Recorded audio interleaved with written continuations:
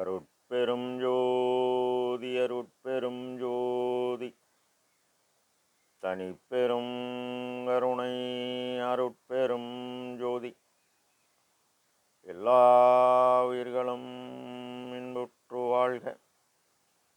வள்ளல் மலரடி வாழ்க வாழ்க. திருச்சிற்றம்பலம். அருட்பெருஞ்சோதி ஆண்டவரின் திருவருளையும் அவரின் பரிபூர்ண அருளை பெற்ற சர்க்குரு சிதம்பர ராமலிங்க சுவாமிகளின் குருவருளையும் மனமொழிமையால் போற்றி பணிகின்றேன் தயவுடன். நாம் செய்த செயலின் நுழைவாக இன்ப துன்ப அனுபவங்கள் யாம் வந்து கொண்டே உள்ளது. அப்படி வருகின்ற துன்பம் யாம் பொறுத்து எல்லா உயிரும் இன்பமாக வாழ எண்ணி நாம் செயல்பட்டாலே நமக்கு ஆன்ம லாபம் கூடும். நம் பெருமான் ஆறாமுத பேர் என்ற தலைப்பில்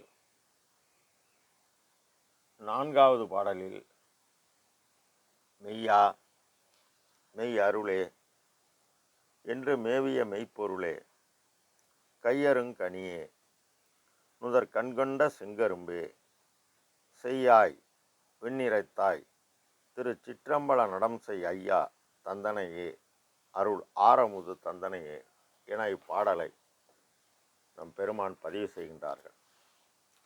மெய் மெய் என்பது உண்மை, இதற்கு எதிரடையானது பொய். பொய் என்பது நிலையில்லாதது, உண்மை நிலையானது. இந்த உலகில் உள்ள எல்லாமே பொய் தான், எல்லாமே அழியும். ஆனால் இந்த பொய்யான உடலில் உள்ள ஆன்மானு மெய் என்றும் அழியாது. அது என்று இறைவனுடன் இரண்டர கலக்கிறதோ அதுவரை அந்த ஆன்மானு தான் செய்த விருப்பத்திற்கேற்ப பிறவி எடுத்துக்கொண்டே வருகிறது. அதேபோல் மெய் என்னும் நிலைத்த பரமகாச சொர்பராகிய இறைவர் அவர் என்றும் உள்ளவர், எல்லாம் உடையவர், எல்லாம் ஆனவர், எல்லாம் ஆனவர். உண்மை அருளே என்கின்றார். கடவுள் தயவு, அதாவது அருள், இதை பெற அருள் என்பது கடவுள் தயவு, ஜீவகாருண்யம் என்பது ஜீவர்கள் தயவு. இந்த ஜீவர்களின் தயவை கொண்டு தான் இறைவனின் தயவை பெற முடியும் என உறுதி செய்து கூறிய மெய்ப்பொருளான நம் சர்க்குரு சிதம்பர ராமலிங்க சுவாமிகள் திருவடியிலேயே போற்றி மகிழ்வோம். கையருங்கனியே, என் கையில் கிடைத்த நெல்லிக்கனி போன்றவனே என்கின்றார். நெல்லிக்கனியில் வெளிப்புறம் 6 கோடும், அதே உள்ள கொட்டையில் 6 கோடும், ஒவ்வொரு கோடும் சரியாக நேராக இருக்கும். அதேபோல் இந்த ஆன்மாவை பெற்ற ஒவ்வொரு ஜீவனும் உள்ளொன்று வைத்து புறமொன்று பேசாவதற்கு இந்த கனி கைகூடும். நுதற்கண் கொண்ட செங்கரும்பே, 3வது கண், அதாவது நெற்றிக்கண். நம் உள்ள புருவமத்தி திறக்கணும். அது திறக்க மனதின் செயல்பாடு ஜீவகாருண்யம் வழி நின்று நாம் செயல்பட நம்மால் நாம் செய்த உபகாரத்தால் நமக்கு ஆற்றல் கூடி, இந்த ஆற்றல் இறைவனின் திருவருளால் உபகார சக்தியாக அருட்சக்தி ஆன்மாவாகிய அறிவெனும் ஒளியுடன் கூடி பூரணமானால் புருவமத்தி திறக்கும்.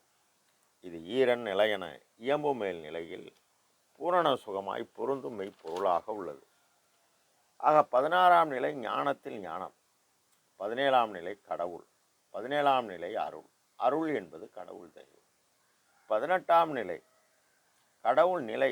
அருளை நாம் அறிந்து நாம் பலகாலம் அறமீறாது நம் தரத்துக்கு தக்கவாறு தினசரி கடைசி வரை கொள்கையாக கடைபிடித்து நாம் செய்ய நமக்கு அந்த நிலை கைகூடி கடவுள் நிலையறிந்து அம்மையமாகலாம். அவ்வாறு நம் பெருமான் பாடுபட்டு கண்டார், கலந்தார், கனிந்தார். அதனை எனக்கும் நின்னை போல் நுதற்கண் ஈந்து மதனையே எரிப்பித்தாய் பின் எழுப்பி கொடுத்தாய் அருவ மதனையே சினக்கும் கூற்றை உதைத்து ஒழித்து சிதைவு மாற்றியே தேவர் கற்பம் பலவும் காண செய்தாய் போற்றியே என மெய்யருள் வியப்பில் குறிப்பிடுகிறார். செய்யாய் வெண்ணிறைத்தாய்.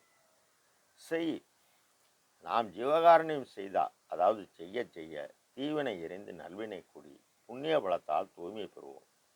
இதனை அகவலிலே உள்ளொளி ஓங்கிட உயிரொளி விளங்கிட வெள்ளொளி காட்டிய மெய்யருட்கணலே என்பார். ஆக திருச்சிற்றம்பலம் நடம் ஐயா தந்தனையே மனிதன் செயல்பாடே ஆகிய எண்ணம் நினைப்பு ஜீவதயவு புரிய புரிய ஆற்றல் கூடும்.